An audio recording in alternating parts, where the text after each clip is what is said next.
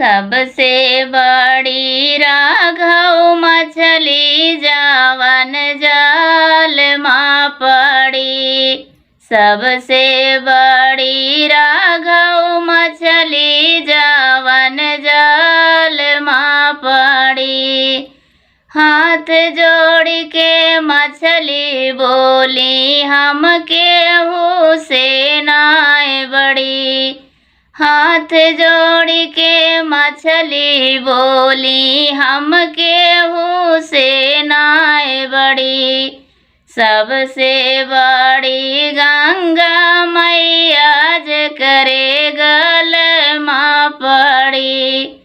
सबसे बड़ी गंगा मैया जे करे गल माँ पड़ी। सबसे बड़ी राघव मछली जावन जाल माँ पड़ी। सबसे बड़ी